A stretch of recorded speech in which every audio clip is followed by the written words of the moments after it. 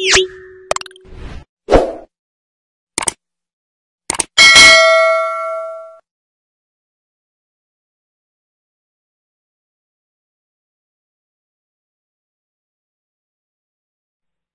أعمالنا فلا مضل له ومن يضلل فلا هادي له ولا إله إلا الله وحده لا شريك له وأشهد أن محمدا عبده ورسوله لا نبي بعده يا أيها الذين آمنوا اتقوا الله حق ولا تموتن إلا وأنتم مسلمون يا أيها الناس اتقوا ربكم الذي خلقكم pada sore hari ini atau di malam hari ya. Kita telah sampai pada hadis yang ke-9 sebagaimana termaktub dalam kitab Umdatul Ahkam karangan Abdul Ghani Al-Maqdisi rahimahullah. Hadis yang ke-9 dari Aisyah radhiyallahu taala anha.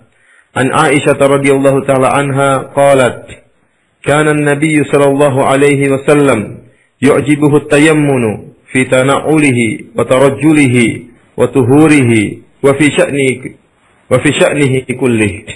Dari Aisyah radhiyallahu taala anha dia berkata, kana Nabi sallallahu alaihi wasallam yu'jibuhu tayammun. Nabi sallallahu alaihi wasallam itu senang untuk memulai dengan yang kanan. Senang memulai dengan yang kanan. Dalam perkara apa saja? Fi tana'ulihi, tatkala Nabi sallallahu alaihi wasallam memakai sendal, taruj rambut beliau, wa tuhurihi dan tatkala beliau bersuci, wa fi sya'nihi kulli bahkan dalam segala perkara. Ikhwani fillah akhwati fid din azani Allah wa iyyakum, dalam hadis yang agung ini Aisyah radhiyallahu taala anha mengabarkan kepada kita tentang bagaimana sifat Nabi sallallahu alaihi wasallam, kebiasaan beliau yang suka mendahulukan yang kanan pada perkara-perkara yang baik dan perkara-perkara yang mulia. Oleh karena itu beliau mengatakan Rasulullah sallallahu alaihi wasallam senang mendahulukan yang kanan tatkala memakai sendal, yaitu memakai sendal yang kanan dulu baru kemudian memakai sendal yang kiri. Dan memakai sendal tentunya berkaitan dengan anggota tubuh bagian kaki. Kemudian watarajul juga senang mendahulukan yang kanan tatkala menyisir rambut beliau atau tatkala memakaikan minyak wangi pada rambut beliau, maka beliau memakai minyak wangi pada bagian kanan dulu baru bagian yang kiri, atau beliau menyisir bagian kepala bagian kanan terlebih dahulu baru kemudian menyisir bagian kiri. Wa tuhurihi, demikian juga tatkala beliau bersuci, baik tatkala beliau berwudu atau tatkala beliau mandi ya. Dalam keadaan bersuci beliau sallallahu alaihi wasallam senang untuk mendahulukan yang kanan terlebih dahulu. Hal ini diungkapkan oleh Aisyah hanya sebagai contoh saja. Contohnya sendal itu berkaitan dengan kaki. Adapun rambut berkaitan dengan kepala. Demikian juga yang berkaitan bukan hanya perkara adat, bahkan perkara ibadah. Tuhurihi. Ya. Kalau pakai sendal atau menyisir rambut itu berkaitan dengan perkara adat. Adapun tuhurihi berkaitan dengan ibadah. Tatkala bersuci, tatkala berwudu, tatkala mandi, yang merupakan ibadah. Rasulullah sallallahu alaihi wasallam mendahulukan yang kanan. Kemudian ditegaskan oleh Aisyah di akhir hadis, wa fi sya'nihi kullih, dalam segala perkara. Hal ini menunjukkan dalam segala perkara yang baik, ya, yang mulia ataupun dalam rangka berhias, maka semuanya itu Rasulullah SAW mendahulukan yang kanan. Oleh karena ikhwani fillah azani Allah wa iyyakum, Al-Imam An-Nawawi demikian juga para ulama yang lain seperti Ibnu Mulaqqin menyebutkan bahwasanya di sana ada dhabit, yaitu kaidah mana perkara-perkara yang disunahkan untuk mendahulukan yang kanan. Kita akan bacakan perkataan Ibnu Mulaqqin bagian dalam kitabnya Al-I'lam. Kata beliau, wa dhabit fi dzalik anna kullama kana min bab at-takrim wa az-zinah kana bil yamin wa ma kana bi khilafihi fa bil yasar.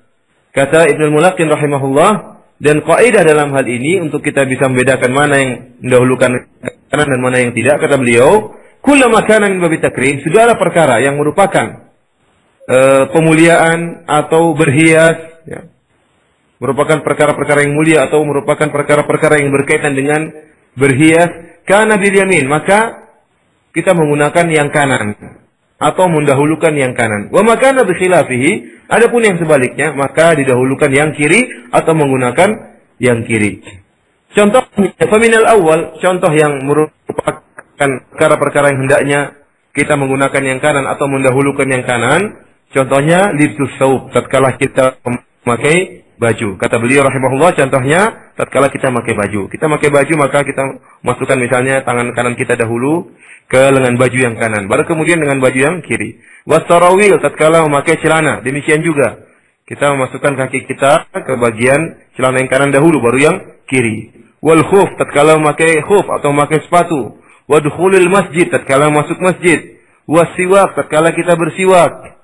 Walinti'al, tatkala kita memakai sendal. Wa taqlimil azfar, tatkala kita motong kuku. Kita motong kuku bagian kanan dahulu, baru kemudian motong kuku bagian kiri, tangan kiri. Demikian juga motong kuku kaki kanan dahulu, baru kemudian motong kuku kaki kiri. Waliktihal, demikian juga tatkala memakai celak. Ya, kita menggunakan yang mata kanan dulu, baru kemudian mata yang kiri. Wa qussus syarib, demikian juga tatkala kita mencukur kumis kita, yang bagian kanan dahulu, baru yang kiri. Wa tarjilis sya'r, demikian juga tatkala menyisir rambut. Wa natfil ibit, demikian juga tatkala mencabut bulu ketiak. Kita cabut dulu bulu ketiak bagian kanan, baru kemudian bagian kiri. Wal halqi ra'si, demikian juga tatkala mencukur rambut. Cukur yang kanan dahulu, baru yang kiri. Sebagaimana Nabi sallallahu alaihi wasallam tatkala beliau umrah atau tatkala beliau umrah atau tatkala beliau hajian, saya agak lupa ya. Beliau tatkala mencukur rambutnya, beliau mencukur bagian kepala bagian kanan dahulu, baru kemudian mencukur kepala bagian kiri. Kemudian wassalamu fi shalat, demikian juga tatkala kita salam, tentunya salat kita memalingkan wajah ke arah kanan dahulu, assalamualaikum, baru memalingkan wajah ke arah kiri, assalamualaikum. Wa ghusli a'dha'i taharah, demikian juga tatkala mencuci anggota-anggota tubuh yang digunakan tatkala bertaharah, tatkala berwudu, tatkala mandi, ya. Wal khuruj minal khala', demikian juga tatkala kita keluar dari WC, kita melangkahkan kaki kanan dahulu, baru kemudian melangkahkan kaki kiri. Wal akli wasyurbi wal musafahati, demikian juga makan dan minum, kita menggunakan tangan kanan. Wal musafahah, tatkala berjabat tangan dengan saudara kita menggunakan tangan kanan. Wastilamil hajaril aswad, tatkala kita memegang atau menyentuh hajar aswad di Ka'bah, menggunakan juga tangan kanan. Wa ghairi dzalik mimma huwa fi ma'nahu, demikian juga perkara-perkara yang lainnya yang semakna dengan perkara ini, yaitu yang berkaitan dengan pemuliaan atau berkaitan dengan berhias. Kalit tiga, contohnya seperti berbaring. Ya. Kita tahu bahwasanya Rasulullah SAW tatkala berbaring, dia berbaring di atas lambung yang kanan. Ini contoh-contoh yang disebutkan oleh Ibnu Mulaqqin dalam kitabnya Al-I'lam. Demikian juga beliau mencontohkan perkara yang sebaliknya. Wa minastani, perkara yang sebaliknya yang disunahkan kita mendahulukan yang kiri atau menggunakan tangan kiri. Kata beliau, contohnya dukhulil khala', masuk WC menggunakan kaki kiri dahulu, melangkahkan kaki kiri dahulu. Wal amakinil mustaqdara, demikian juga kalau masuk pada tempat-tempat yang menjijikan atau tempat-tempat yang kotor.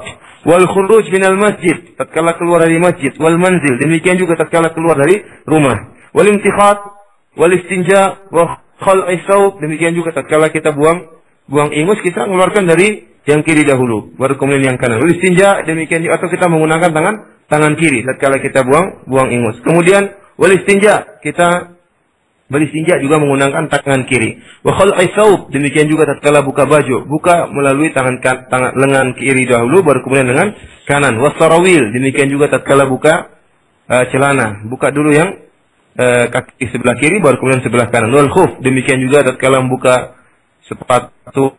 Wa shibha dzalik, dan selainnya. Wa dzalika kulluhu li karamatil yamin wa syarafiha. Dan ini semuanya ya dalam rangka untuk memuliakan yang kanan dan karena kemuliaan yang kanan tersebut. Ikhwani fillah, azani Allah wa iyyakum. Inilah, oleh karena itu segala perkara-perkara yang termasuk dalam hal-hal pemuliaan, demikian juga perkara-perkara yang berkaitan dengan berhias, maka disunahkan kita menggunakan yang kanan atau mendahulukan yang kanan. Dalam satu hadis yang diriwayatkan oleh Al-Imam Ahmad dengan rijal yang sifat, kata Rasulullah SAW, liyakul ahadukum biyaminihi. Hendaknya salah seorang dari kalian ya makan dengan tangan kanannya. Waliyashrab biyaminihi, dan hendaknya dia minum dengan tangan kanannya. Waliyakhudha biyaminihi, hendaknya dia mengambil dengan tangan kanannya. Waliyu'tiya biyaminihi, hendaknya dia juga memberikan dengan tangan kanannya. Kemudian kata Rasulullah sallallahu alaihi wasallam, "Fa inna syaitana ya'kulu bishimalihi." Karena syaitan itu makan dengan tangan kanannya, makan dengan tangan kirinya. Wa yashrabu bishimalihi, dan syaitan itu minum dengan tangan kirinya. Wa yu'ti bishimalihi, dan syaitan itu memberikan dengan tangan kirinya. Wa ya'khudhu bishimalihi, dan syaitan itu mengambil dengan tangan kirinya. Nah, di sini kita sebenarnya perintah Rasulullah sallallahu alaihi wasallam agar anjuran dari Rasulullah agar kita dalam segala perkara menggunakan yang kanan. Dan ini dipraktikkan oleh Rasulullah sallallahu alaihi wasallam dalam segala perkara yang baik-baik, maka beliau menggunakan yang kanan. Oleh karena tadi kita sebut dengan kata Aisyah, wa fi sya'nihi kullihi. Dalam segala perkara Rasulullah sallallahu alaihi wasallam mendahulukan yang kanan. Ya. Oleh karena itu bahkan Rasulullah dalam hadis ini mentaklil, menyebutkan illah bahwasanya tatkala Rasulullah memerintahkan kita untuk menggunakan yang kanan dalam rangka untuk menyelisih syaitan, dan kita kaum muslimin diperintahkan untuk menyelisih syaitan. Ya. Allah Subhanahu wa taala menyuruh kita untuk menyelisih syaitan. Demikian juga Rasulullah sallallahu alaihi wasallam kita untuk menyelisih syaitan, baik dalam segala kegiatan syaitan, ya. Meskipun termasuk juga dalam perkara-perkara kebiasaan-kebiasaan adat yang dilakukan oleh syaitan. Karena syaitan makannya dengan tangan kiri, memberi dengan tangan kiri, minumnya dengan tangan kiri, maka kita menyelisih syaitan. Ya. Kita makan dengan tangan kanan, kita minum dengan tangan kanan dalam rangka syaitan. Ya. Kemudian ikhwani fillah azanillahu alaikum, tadi tatkala kita membacakan perkataan Ibnu Mulaqqin, kita sebutkan bahwasanya di antara perkara yang disunahkan untuk mendahulukan yang kanan atau menggunakan yang kanan adalah as-siwak. Adalah siwak. Kita tahu bersiwak ya. Dijelaskan oleh Syekh Utsaimin rahimahullah bahwasanya masalah siwak itu ada khilaf di antara para ulama. Apakah kita bersiwak menggunakan tangan kanan atau tangan kiri? Tadi kita sebutkan Ibnu Mulaqqin merajihkan bahwasanya kita bersiwak dengan menggunakan tangan kanan. Sebagian ulama mengatakan kita bersiwak dengan menggunakan tangan kiri. Kenapa? Karena siwak itu termasuk bab membersihkan, ya. Dalam membersihkan kotoran yang ada di mulut. Mirip dengan istinja. Istinja itu membersihkan kotoran yang ada di dubur. Adapun siwak itu membersihkan kotoran yang ada di gigi. Oleh karena itu, menggunakan tangan kiri. Sebagian ulama mengatakan kita menggunakan tangan kiri. Sebagian ulama lagi mengatakan tidak. Kita menggunakan tangan kanan tatkala kita bersiwak. Dan ini saya lebih condong pada pendapat ini. Meskipun perkaranya wasi'. Terserah mau siwak pakai tangan kiri atau pakai tangan kanan, tidak ada yang larang. Cuma kita berusaha mencari yang lebih afdol. Ya. Syekh Utsaimin mengatakan lebih afdol adalah menggunakan tangan kanan. Kenapa? Karena siwak itu sunnah. Siwak itu zatnya adalah sunnah. Oleh karena itu dalam hadis kata Rasulullah SAW, as-siwaku matharatun lil fam wa mardatun lirrab. Bahwasanya siwak itu membersihkan mulut dan merupakan keridhaan dari Allah Subhanahu wa taala. Oleh karena itu kita menggunakan tangan kanan tatkala bersiwak. Kemudian ikhwani fillah azanillahu iyyakum. Bagaimana tatkala memakai cincin? Adapun masalah memakai cincin ya, perkara juga wasi'. Memakai tangan kanan boleh, tangan kiri boleh. Meskipun dia termasuk bab berhias ya. Kita sebutkan tadi kaidah bahwasanya segala perkara yang berkaitan dengan berhias maka kita menggunakan yang kanan. Sebagaimana Rasulullah tadi tatkala beliau menyisir rambut beliau, dan ini merupakan dalam termasuk perkara-perkara yang berhias. Beliau menyisir rambut sebelah kanan dahulu, baru kemudian sebelah kiri. Demikian juga seharusnya memakai cincin. Akan tetap terdapat dalam hadis-hadis yang sahih bahwasanya Rasulullah SAW pernah memakai cincin di tangan kanan beliau, dan beliau juga pernah memakai cincin di tangan kiri beliau. Oleh karena itu perkaranya wasi', ya, terserah, bebas mau kanan atau kiri, dan semuanya sesuai dengan sunnah Rasulullah SAW. Bagaimana kalau memakai jam? Sebagian orang mengatakan, kita kalau pakai jam, pakai yang kanan, pakai kanan. Ya. Jangan pakai kiri. Kalau seorang memakai jam sebelah kiri, itu menyelisih sunnah. Bahkan dia mengatakan, sesuai dengan kebiasaan orang kafir. Oleh karena itu kita menyelisih mereka, kita pakai jam di sebelah kanan. Syekh Utsaimin rahimahullah pernah ditanya tentang masalah ini. Dan beliau menjelaskan bahwasanya, Jam itu kalau mau dikiaskan, ya, maka lebih mirip untuk dikiaskan dengan cincin. Karena jam itu ada nilai hiasan, demikian juga jam.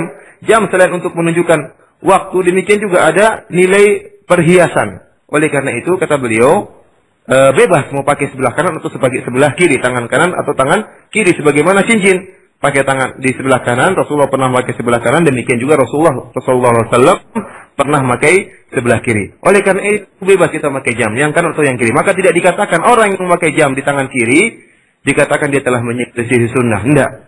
Karena jam itu kalau mau dikiaskan, maka yang paling mirip dikiaskan dengan cincin. Kemudian Syekh Utsaimin rahimahullah juga menegaskan, dan tidak dikatakan bahwasanya memakai jam sebelah kanan lebih mulia, lebih utama daripada memakai jam sebelah kiri. Tidak dikatakan demikian. Kenapa? Kata beliau, karena pertama tadi tidak dikatakan memakai cincin sebelah kanan lebih mulia daripada cincin sebelah kiri. Kenapa? Karena demikian juga jam. Yang kedua, kata beliau, mungkin kalau dilihat dari sisi kemaslahatan, maka lebih baik kita memakai jam sebelah kiri. Kenapa? Karena tangan kanan ini sering digunakan untuk bekerja. Kalau kita bekerja, ya, sering menggunakan tangan kanan. Dan bisa jadi kalau kita menggunakan jam sebelah tangan kanan, bisa jadi jam kita mungkin tersenggol sesuatu atau terbentur sesuatu, akhirnya rusak karena tangan kanan yang sering digunakan untuk bergerak, untuk bekerja. Oleh karena itu, kalau kita memandang kepada maslahat, maka lebih baik kita menggunakan jam di sebelah tangan kiri. Ala kulli hal, kalian, para akhwat, para ikhwan yang dirahmati oleh Allah Subhanahu wa taala, para pendengar sekalian rahmat Allah Subhanahu wa taala, perkaranya bebas, ya. Mau pakai sebelah kanan boleh, pakai sebelah kiri boleh. Kemudian yang terakhir, ikhwani fillah wa akhwati fiddin azani Allah wa iyyakum. Al-Hafidz Abdul Ghani Al-Maqdisi rahimahullah membawakan hadis ini, hadis Aisyah ini, bahwasanya Rasulullah sallallahu alaihi wasallam senang menggunakan atau mendahulukan yang kanan tatkala memakai sendal, tatkala menyisir rambut, tatkala bersuci. Beliau bawakan setelah hadis-hadis yang berkaitan dengan wudu yang telah kita bahas pada pertemuan-pertemuan yang lalu. Di antaranya hadis Utsman bin Affan radhiyallahu taala anhu dan juga hadis Abdullah bin Zaid radhiyallahu taala anhu. Kalau kita renungkan kembali atau kita tinjau kembali hadis-hadis yang telah kita bacakan lalu tentang sifat wudu Nabi, tidak dijelaskan, ya, secara terperinci mana dahulu, kanan atau kiri. Jelaskan bahwasanya Rasulullah SAW mencuci kedua tangannya 3 kali. Rasulullah SAW mencuci kedua kakinya 3 kali. Tidak ada perincian kanan dahulu atau kiri dahulu. Oleh karena itu, hadis ini menjelaskan perincian, ya. Karena kalau kita mengambil keumuman hadis ini, kata Aisyah, yu'jibuhu tayammunu fi tana'ulihi wa tarajjulihi wa tuhurihi. Rasulullah sallallahu alaihi wasallam senang mendahulukan yang kanan tatkala bersuci, dan di antara perkara bersuci adalah berwudu. Oleh karena dari hadis ini kita tahu bahwasanya kalau kita ingin berwudu, ya, kita yang kanan dahulu baru kemudian yang kiri. Jadi kita mencuci tangan kita 3 kali, yang kanan dahulu baru kemudian yang kiri. Demikian juga kaki kita mencuci kaki kanan dahulu 3 kali baru kemudian mencuci kaki kiri 3 kali. Meskipun ikhwani fillah azani Allah wa iyyakum, bahwasanya ulama ahlu sunnah telah ijma', telah sepakat bahwasanya seandainya ada seorang yang berwudu, dia mencuci tangan kirinya dahulu baru kemudian tangan kanannya, maka tidak disuruh untuk diulang. Wudunya sah, wudunya sempurna, akan tetapi dia hanya yafutuhul afdal, yaitu dia hanya tidak mendapatkan nilai afdal saja. Karena yang lebih afdal yang kanan dahulu baru yang kiri. Akan tapi wudunya sah, dan ini merupakan ijma' ulama ahlu sunnah. Adapun orang Syiah, mereka berpendapat bahwasanya kalau seorang berwudu yang kiri dahulu baru yang kanan, maka wudunya tidak sah. Akan tapi kita katakan ulama ahlu sunnah telah sepakat ijma' bahwasanya seandainya seorang berwudu yang kiri dahulu baru kemudian yang kanan, maka wudunya sah. Meskipun yang lebih afdal kanan dahulu baru yang kiri. Kenapa ikhwani fillah azanillahu wa iyyakum? Karena Allah Subhanahu wa taala dalam Al-Qur'an mendatangkan lafal tentang tangan dan kaki secara jamak, ya. Kata Allah Subhanahu wa taala, ya ayyuhalladzina amanu idza qumtum ila sholati faghsilu wujuhakum wa aydiyakum ilal marafiqi wamsahu bi ru'usikum wa arjulakum. Jadi aydiyakum kalian tidak diperinci kanan atau kiri. Demikian juga wa arjulakum, kaki kalian. Seakan-akan kedua tangan merupakan satu anggota, demikian juga kedua kaki kan satu anggota. Yang penting dicuci tiga kali tanpa perincian mana dahulu, kanan dahulu atau kiri yang dahulu. Akan tapi kita katakan yang lebih afdal adalah menggunakan yang mencuci bagian kanan dahulu, karena sebagaimana hal ini dijelaskan oleh Aisyah merupakan perkara yang disenangi oleh Rasulullah sallallahu alaihi wasallam. Demikian saja ikhwah para pendengar sekalian rahmati Allah Subhanahu wa taala, kajian kita pada sore hari ini dari Madinah atau pada malam hari di Indonesia. Semoga bermanfaat. Wabillahi taufiq wal hidayah. Assalamualaikum warahmatullahi wabarakatuh. Ya baiklah ikhwatal iman azanillahu ayyakum, para pendengar radio muslim yang dirahmati oleh Allah Subhanahu wa taala. Pertanyaan yang sudah ada kepada kami. Ustaz, pertanyaan pertama. Ustaz, apakah boleh mengajarkan kepada anak-anak wudu sambil bermain atau adakah cara lainnya yang mudah dipahami untuk anak-anak belajar berwudu? Mohon nasihatnya. Syukron. Ikhwan fillah azanillahu ayyakum. Namanya mengajar ya tidak mengapa sambil bermain-main ya, bermain-main, tapi kita jelaskan sama anak-anak ini pengajaran ya. Tatkala wudu ya kita jelaskan ini merupakan ibadah. Tapi bisa sambil kita diselingi dengan permainan ya. Namun kita jangan lupa untuk menekankan kepada anak-anak bahwasanya wudu adalah ibadah dan Allah akan berikan ganjaran kepada orang yang berwudu dengan wudu yang benar. Kita jelaskan terutama kalau wudunya sesuai dengan wudunya Nabi Shallallahu Alaihi Wasallam, pahala yang Allah akan berikan akan berlipat ganda dan lebih banyak orang yang wudunya tidak sempurna sebagaimana wudu Nabi Shallallahu Alaihi Wasallam. Ya, tentunya bermuamalah dengan anak-anak berbeda dengan bermuamalah dengan orang dewasa. Kita jangan sampai mengajar anak-anak dengan tegas, dengan kaku. Tentunya ini sesuatu yang tidak menarik oleh anak-anak. Kita ngajarin sambil santai, sambil kita ingatkan ya bahwasanya wudu yang sesuai dengan sunnah Rasulullah itulah yang mendapatkan pahala yang lebih besar. Allahu a'lam bishawab. Ya, Ustaz, kita langsung pada pertanyaan berikutnya. Pertanyaan kedua, Ustaz, apabila kita jarang memakai siwak, apakah boleh menggunakan pasta gigi untuk setiap kali berwudu? Apakah sama halnya dengan bersiwak? Jazakallahu khair. Allah alam bisawab ya. Insyaallah sama, karena niatnya adalah untuk membersihkan mulut ya, membersihkan mulut dan menyegarkan mulut tatkala hendak salat ya. Karena terutama daerah kita mungkin tidak terdapat siwak Arab sebagaimana yang terdapat di Saudi Arabia ya. Yang siwak tersebut memang tentunya memiliki faedah-faedah yang mungkin tidak terdapat pada Pepsodent misalnya atau pasta gigi yang lainnya. Sebagaimana saya dikabarkan oleh teman saya yang sering menggunakan siwak, yang dia memiliki gigi berlubang ya, gigi berlubang yang sakit, dan tatkala timbul rasa sakit pada gigi berlubang maka dia hanya gigi yang lubangnya tadi dia sentuhkan siwak dan digoyang siwaknya, berapa menit kemudian maka hilang sakit dari lubang gigi tersebut. Ini diantara faedah-faedah siwak. Tapi kalau tidak terdapat siwak maka tidak mengapa kita menggunakan pasta gigi dan insya Allah akan mendapatkan pahala yang sama sebagaimana seorang yang bersiwak, karena tujuannya tercapai itu apa? Membersihkan kotoran gigi dan membawakan bau yang harum ya. Allah alam bisawab. Ya, Ustaz, ada pertanyaan berikutnya yang sudah masuk. Kita bacakan, Ustaz. Baik, pertanyaannya, kalau nggak salah Ana pernah baca bahwa kalau seorang berwudu itu pada saat membasuh seluruh kepala sampai ke ujung rambut, kemudian kita menyapu kembali sampai ke depan lalu mengusap kedua telinga. Bagaimanakah dengan akhwat kalau rambutnya panjang, dan apakah harus seperti itu atau kita bisa menyapu sebagian rambut saja? Fadhil, Ustaz. Kalau akhwat rambutnya panjang ya, sebagian akhwat rambutnya mungkin sampai ke maksudnya pinggangnya, bahkan mungkin sampai ke pantatnya ya, atau lebih panjang dari itu ya. Tentunya tidak mungkin seorang mengusap rambutnya sampai semuanya demikiannya, enggak ya. Maksudnya membasuh itu bukan membasuh rambut tetapi membasuh kepala. Maksudnya membasuh itu kepala, makanya Allah sebutkan dalam Al-Qur'an, wamsahu biru'usikum, dan basuhlah kepala-kepala kalian.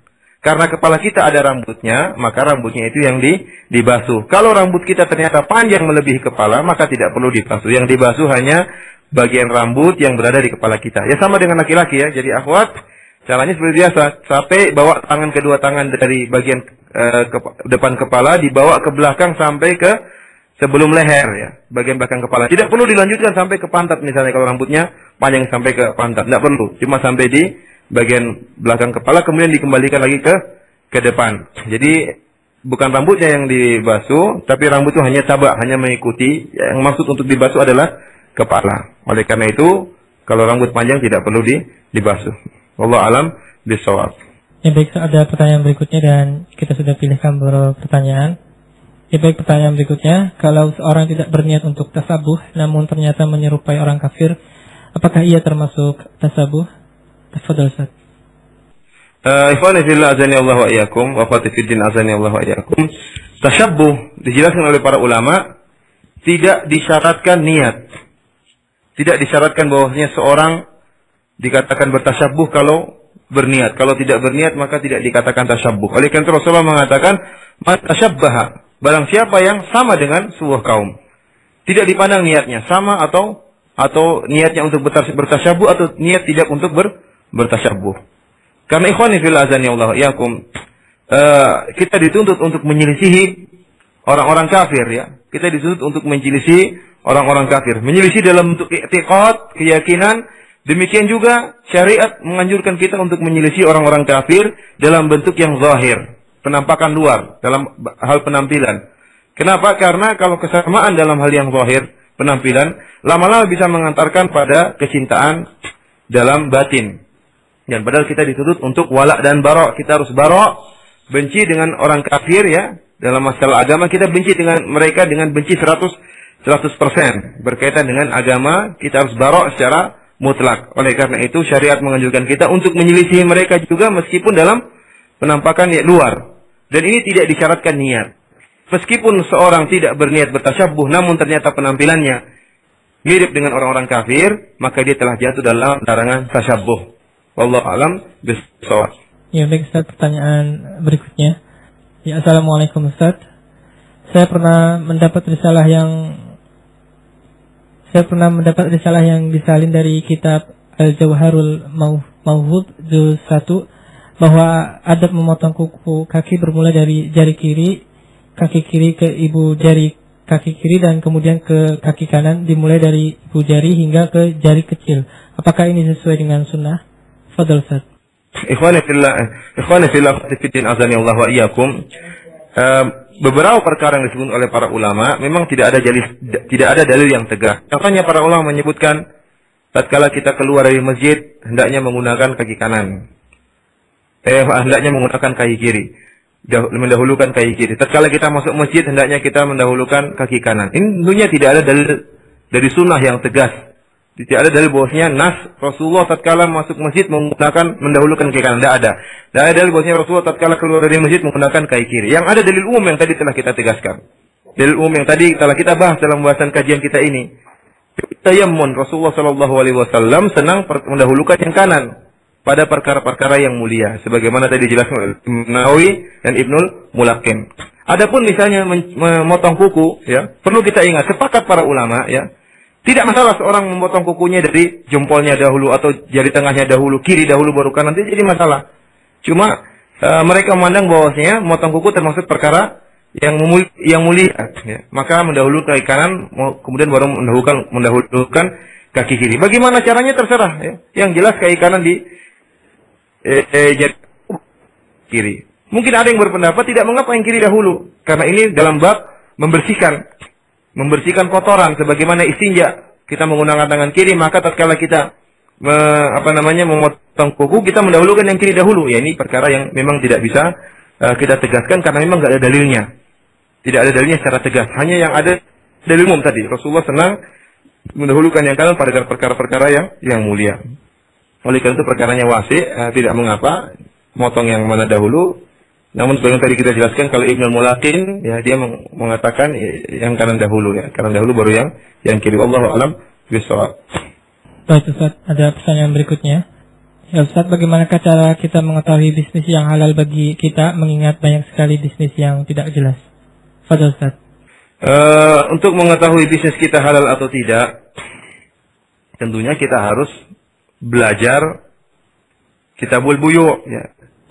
Belajar kitab jual beli, kitab bisnis, bagaimana aturan-aturan main yang dijelaskan oleh syariat, yang dibolehkan oleh syariat tatkala kita mengadakan jual beli, mengadakan transaksi. Karena memang di sana benar banyak bentuk-bentuk transaksi yang ternyata ada nilai ribanya.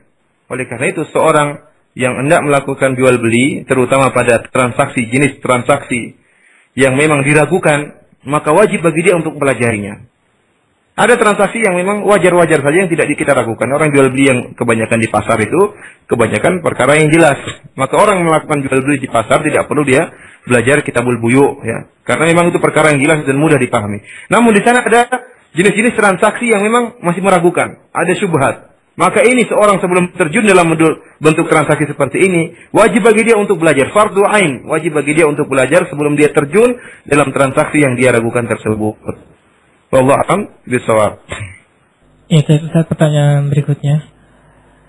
Kalau dalam berwudu kita lupa sudah 3 kali atau belum, bagaimana? Kemudian, ya, apakah hal ini dibolehkan? Jazakallahu khair. Kalau kita baru menyangka 2 kali, ya sudah kita tambah sekali lagi. Tidak mengapa ya. Karena kita ragu 2 atau 3 kali. Meskipun ternyata kenyataannya 4 kali, tidak mengapa. Karena tadinya kita masih ragu 2 atau 3 kali. Asalnya kalau kita ragu 2 atau 3 kali, asalnya masih 2.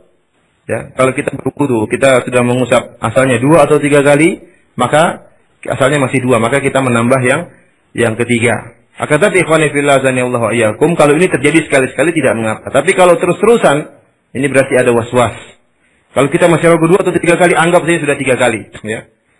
Karena kalau terjadi berulang-ulang demikian timbul was, selalu menganggap 2 atau 3 kali, 2 atau 3 kali, maka anggap saja sudah 3 kali untuk menghilangkan was-was tersebut. Allah alam bisawab. Ya, Ustaz, pertanyaan berikutnya ini lanjutan dari yang sebelumnya. Diambil dari pertanyaan kitab Al-Jauharul Mawdud juz 1, dikatakan hari-hari yang disunahkan memotong kuku adalah hari Isnin akan mempusakai alim, hari Kamis mempusakai kekayaan, hari Jumat akan mempusakai ilmu. Apakah itu benar, Ustaz? Jazakallahu khair. Adapun Jauharul Mawhub ini saya tidak tahu kitab apa ya. Nanti kalau tahu disebutkan penulisnya siapa, dan mungkin saya juga ingin melihat buku ini, bukunya isinya bagaimana. Kalau dikatakan disunahkan motong kuku adalah hari Senin, akan mempusakai si alim, hari Kamis mempusakai kekayaan, dari mana dalilnya? Ini butuh dalil. Ini butuh dalil. Seperti perkara-perkara ini, bahwasanya ini ada faedahnya, ini ada keutamaannya, ini pamali, ini enggak boleh. Ini semua butuh dalil. Kalau tidak ada dalilnya, maka kita tidak boleh berkeyakinan. Karena yang menentukan hari ini mulia atau tidak hanyalah Allah Subhanahu wa taala, atau melalui lisan Rasulullah sallallahu alaihi wasallam yang mengatakan perkara ini bisa menjaga seorang, perkara ini bisa membentengi seorang. Itu butuh dalil. Karena itu perkara yang gaib. Ya. Kalau ada dalilnya kita kerjakan, kalau enggak ada dalilnya maka kita tidak boleh meyakininya. Maka bagi penanya yang membaca dari kitab Jauharul Mawhub, silakan dilihat apa disebutkan dalilnya atau tidak. Kalau ada dalilnya, lihat hadisnya sahih atau tidak, atau hanya sekedar perkataan-perkataan orang yang tidak bisa diyakini. Wallahu alam bishawab. Ustaz, pertanyaan terakhir. Silakan. Ya, baik, pertanyaan terakhir. Assalamualaikum warahmatullahi wabarakatuh, Ustaz. Waalaikumsalam warahmatullahi wabarakatuh. Ustaz, kalau makan dengan 2 tangan itu bagaimana? Misalkan tangan kiri dalam posisi memegang lauknya, atau juga ketika minum dengan 2 tangan, akan tetapi tangan kiri pada posisi lebih di atas. Apakah itu termasuk menggunakan tangan kiri? Jazakumullahu khair wa iyyak. Fadhil, Ustaz. Menggunakan 2 tangan kanan, tangan kiri megang lauknya. Ya Allah, yang penting yang digunakan untuk masukkan ke mulut tangan kanan. Ya. Boleh tangan kiri digunakan untuk membantu tangan kanan. Artinya misalnya dia ingin motong sesuatu, tangan kiri pegang garpu, tangan kanan pegang pisau misalnya. Tangan garpu ini untuk memegang ikan misalnya, tangan kanannya untuk memotong. Yang penting tatkala masukkan ke mulutnya menggunakan tangan kanan. Karena kalau kita memasukkan sesuatu dengan tangan kiri ke mulut kita, maka kita akan terjerumus atau bertasabuh dengan setan. Sebagaimana tadi telah kita jelaskan, kata Rasulullah SAW bahwasanya kita hendaknya makan dengan tangan kanan, karena setan makan dan minum menggunakan tangan kiri.